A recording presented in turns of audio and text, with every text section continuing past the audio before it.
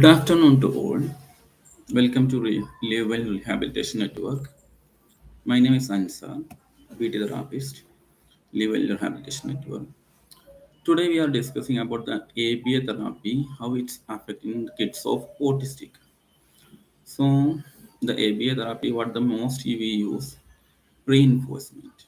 The positive reinforcement maybe most of the time we will use in the ABA therapy.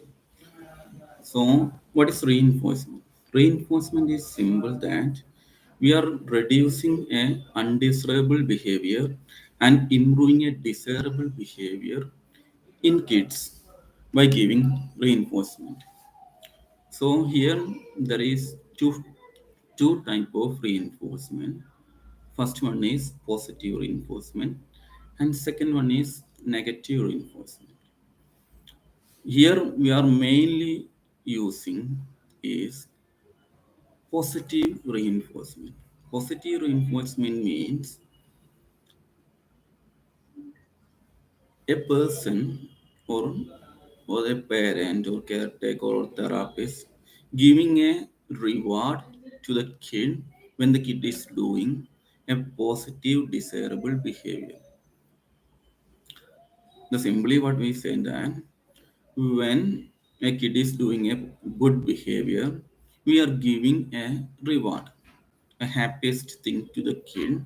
So the kid will understanding or the kid will learning that when I do this good behavior, I got a reward. So it will help to improve the kids' good behavior. Good means the desirable behavior.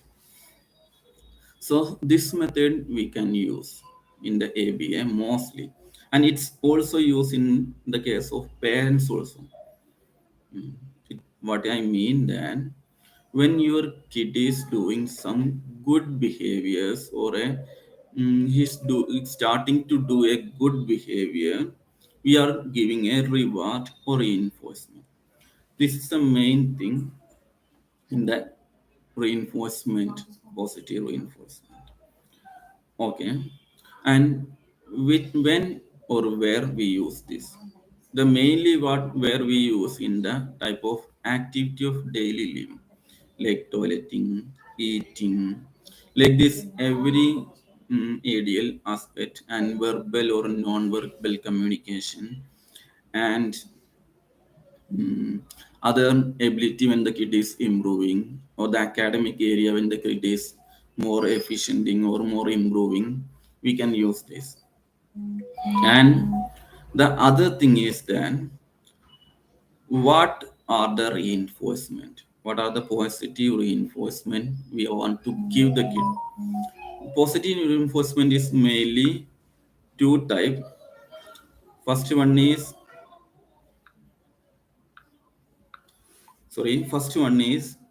primary reinforcement. Primary reinforcement is we are giving like a primary need of the kid, even some foods, some food items or sleep.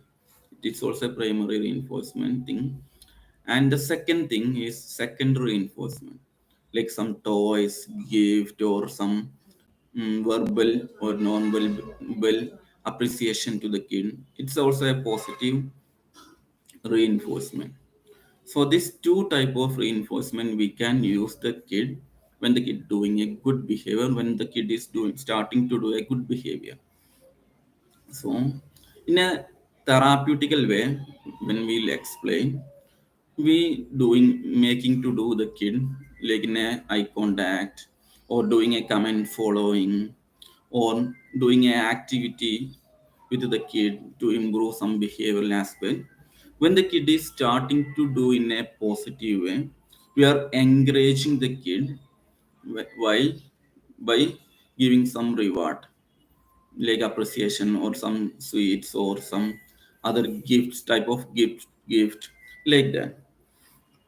And here what we most want to understand that when giving this type of reward to the kid, we want to explain the kid why we are giving this and why what for we are giving this. It's very important. For example, a kid is doing some positive activity or some behavior. When we are starting to giving a reward, we want to explain to the kid or make to understand the kid, I am giving this reward for you done a good behavior and make to do this same in every time, like that. It's not they like this, how the kid will understand, like that you want to explain. Okay, it means the kid have a level of understanding capacity, so we want to understand that what is the kid's level of understanding capacity and how it's, and we want to give that reward, by verbally or non-verbally communicating the kid. Even some touches or some um, verbal words, so very good or it's a great thing, like that. When we are saying and giving the reward, the kid will understand more than giving the reward. So the kid will repeat the same positive behavior after or next time also. Okay, and this is very important, we want to explain or we want to make to understand the kid. And second thing is, we want to give the reward the proper time in a proper behavior when the kid is do. It means simply, when the kid is doing some positive reward, we understand that it's a positive reward. But in that time, we forgot or we not give the reward because we have no, maybe we have no that reinforcement thing, or we thinking that, oh, now it's not needed. We give after, like that. When we think and we are giving after a long or after 5 minutes or like that, the kid never understand. Some kids never understand why I got the reward. And if the kid is understanding also, it's not highly mm, highly is not affected the kid to do the behavior same in the particular time, in the particular same time when the kid do the activity, we are giving the reinforcement to the kid. The kid will understand fastly than we give slowly the reinforcement. Okay, so in that time we want to give the reward the particular time when the kid do the positive behavior. In that time we want to give the reinforcement thing. Mm. And the reinforcement is mainly what the kid is most interested thing that we want to give. Mm. Some, it's an example, the kid is need some sweets or simple sweets or something or some toys. We are not giving the same thing or we are giving some others, other things. The kid will not accept that is a positive reward. Example, I like a toy. When I am doing a good behavior, you are not my parents are not giving that toy, he giving some other thing. But I do say, I that's a reward, but I'm not expecting that as a reward. So the behavior will not change positively. Okay, this also a main thing. And we want to measure the behavioral change of the kid when we are doing this positive reinforcement. Simply I am saying that when our kid or the kid is doing some positive reinforcement behavior, like for example, when the kid is doing some good behavior, we giving a positive reinforcement. We want to notice that how much the change will come and how much the kid will understand that. And we want to change that slowly.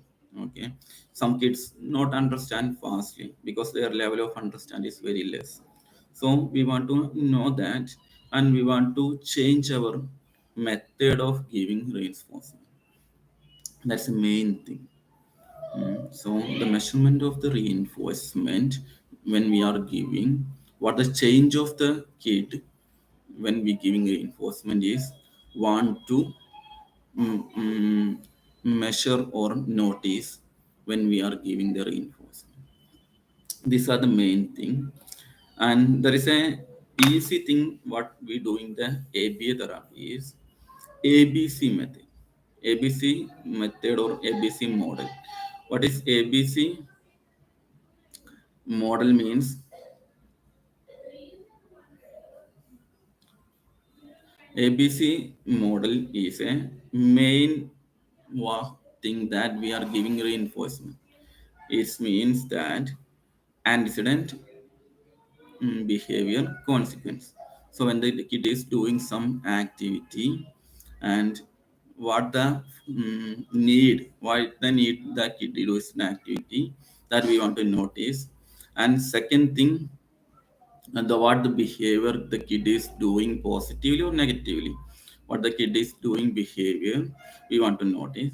Then we want to give the consequences like a reinforcement or something we want to change is needed. Then so positive reinforcement when the kid is doing that behavior we want to give.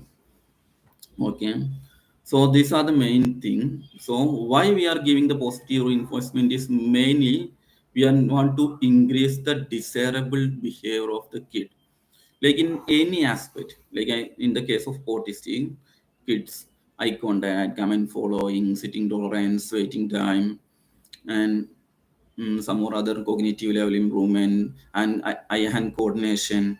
And every activity when the kid is improving the behavior, we want to give this positive reinforcement to the make the kid want to do the activity continuously in a same way. Okay, this is the main thing we want to do in positive reinforcement. So the main thing is we want to understand the kid first. Level of understanding of the kid, how much the level of understanding of the kid, and how much we understanding the kid is most important when we are doing the reinforcement method to the kid. Okay, these are the my things. These are the main concept of positive reinforcement. Okay, so I think everyone is understand my what I explained in the area of reinforcement. So now you can ask any question regarding based on this. Okay, first one is what are common experiences among autistic people? Sorry, I didn't understand what he mean in that question. But what are the common experiences? Sorry, I didn't get. But the autistic kid, we come to the autistic kid.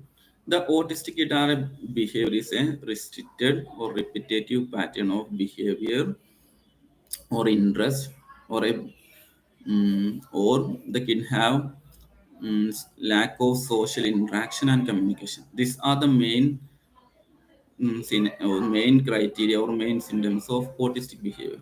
So when we notice some kids, the kids have some problem in the area of ID. ID means intellectual disability, and some kid have the problem in functional language. So this all we want to understand.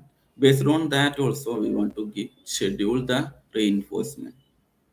Okay. Okay, any other questions anyone to want to ask?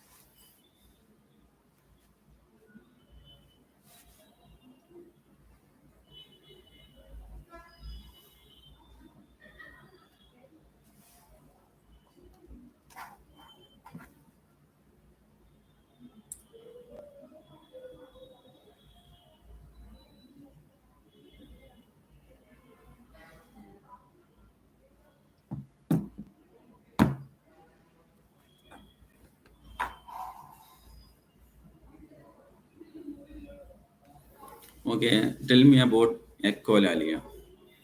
Echolalia is a type of repetitive, repeating the kid, the other's voice or other activities.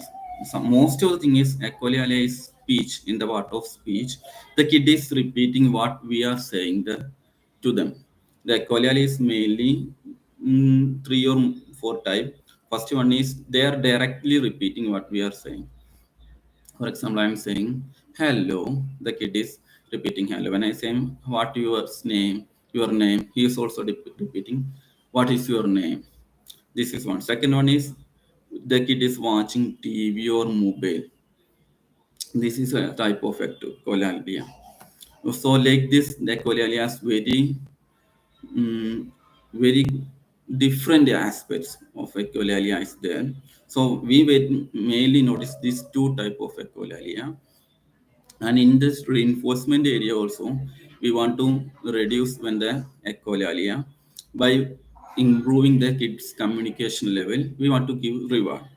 For example, when I asking some question, the kid is giving the reply in a proper way, I'm giving a positive reinforcement or reward. The kid will happy and kid will again mm, repeating the same thing when I am asking, when me or someone asking the same the questions.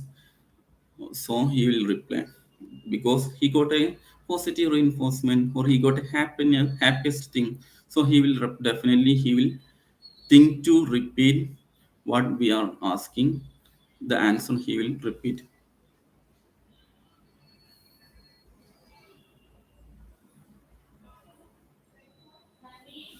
Okay, the and tantrum. Someone will ask about the tantrums. So here is sensory and behavioral tantrum. Some kids do some behaviors in repeatedly. It's because of the kid is getting some type of pleasure, pleasure or some type of happiness when doing that behavior. But in the case of sensory, some kid have a hyposensitivity or hypersensitivity. So based on that kid's behavior or the kids activities are different. It's a type of tantrums.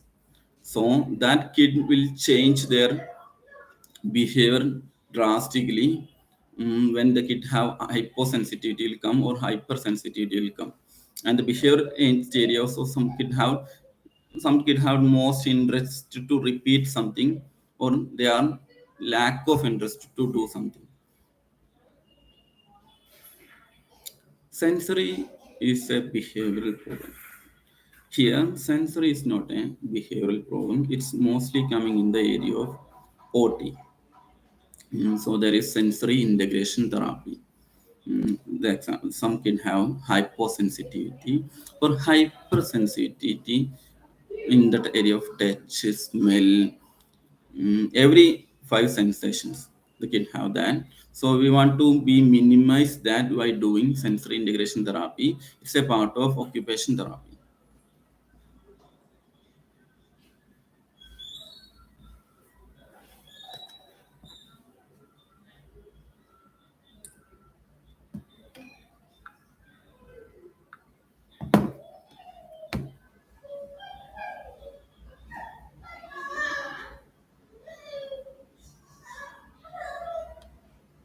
Someone asked what is the meaning of meltdown.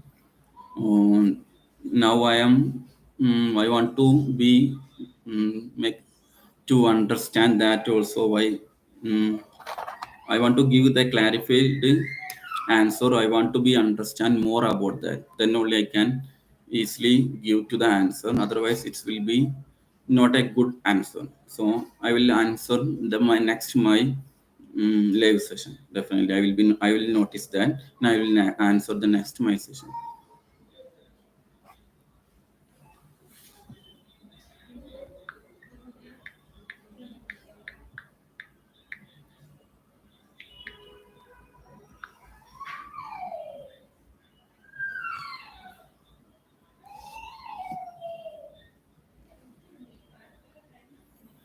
Visual seeking is some can have some sensory issues. They will have their sense. It's a part of sensory and it's a part of behavior also. Because some kids are interested to seeking some visual movements like cartoons or car games or something, or some particular movements the kid will like. For example, fan movement or like some simple toys movement or simple movements also. It's want to reduce in the part of sensory integration therapy.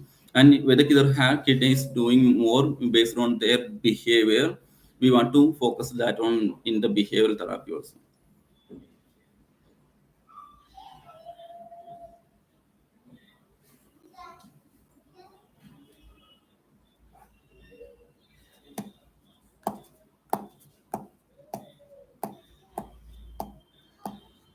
So anyone have any doubt about the positive reinforcement and how the reinforcement want to work in the autism? You want to ask? No.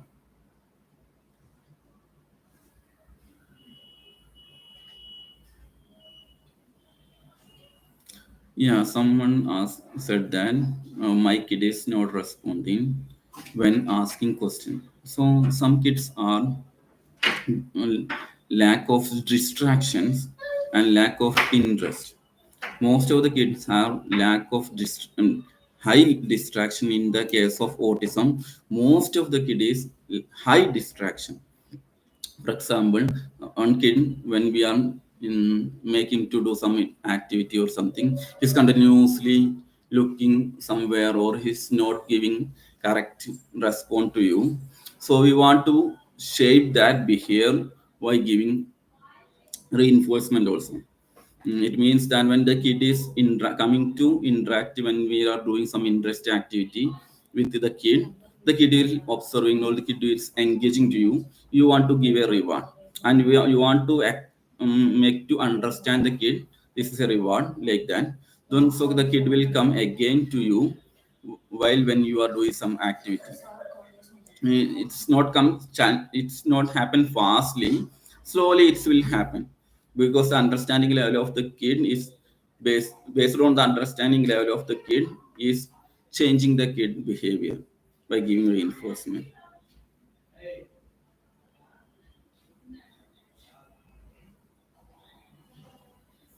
Someone asked pica disorder. Pica disorder is the kid have no kid, not only in the case of kid, the person's try to eating, chunking some objects or some paper or something. They are interested to do like that.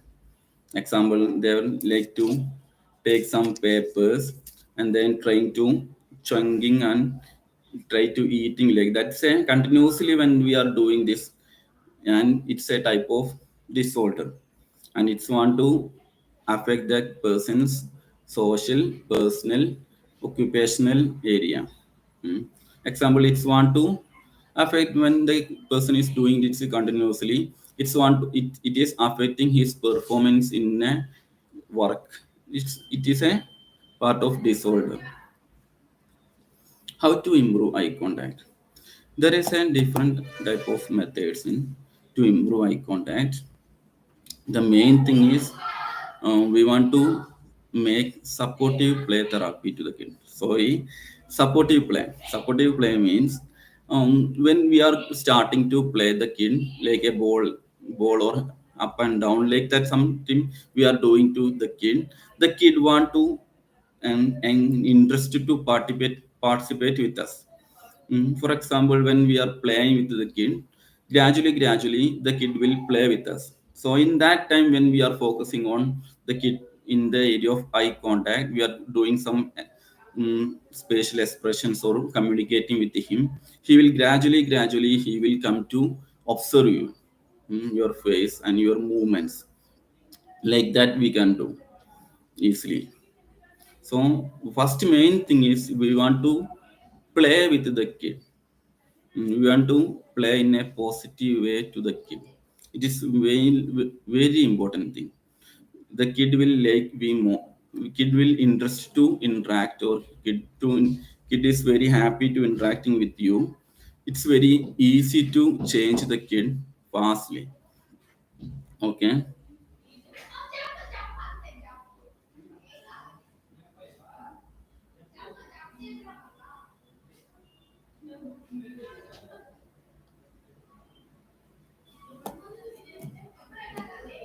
How to improve mm, sitting tolerance without activity or without object? It's a part of continuous process. The main thing is first we want to start in with the object. We want to make to sit the kid in a in area. We want to give some object or something to the kid to play or to do some activity. Gradually we are reducing the object or the activity from the kid slowly. Mm. For example, any toy or any activity object we are giving to the kid, he is doing continuously. Again, we taking that. We are waiting sometimes. We are making him to do like that. Gradually, the kid will increase the waiting time because he need that subject, or he need that object, or he need that activity. Definitely, he will wait. So gradually, we can increase the time. This is the main and this is the proper way. This is the most wonderful way to improve the sitting tolerance in the kid. So gradually the kids waiting time will increase. So gradually, after slowly kid will understand. Yeah, he will give, or mom or dad or other parents, caretaker will give me that when I sit in a place, or in calmly when I sit in a area, they will give. That tendency will come, the kid will sit. The sitting tolerance definitely improve. It's a good method.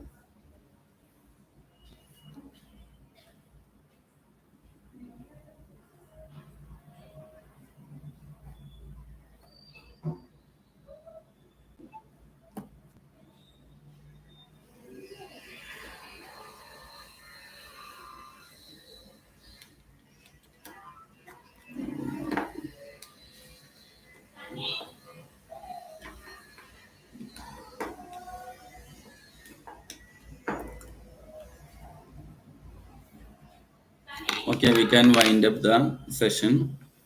Thank you everyone to participating in the um, Well Rehabilitation Network live session about ABA therapy in kids of autism. So we will see again. Stay tuned. Definitely, you have any more questions, or you have want to know about more about autism and other autistic related features or behavior or other and information you need. Definitely you can contact our clinic. Our clinic is Level Rehabilitation Network in KPHP, Chandanagar and Pragati Nagar and Jammu and Kashmir. So we everyone can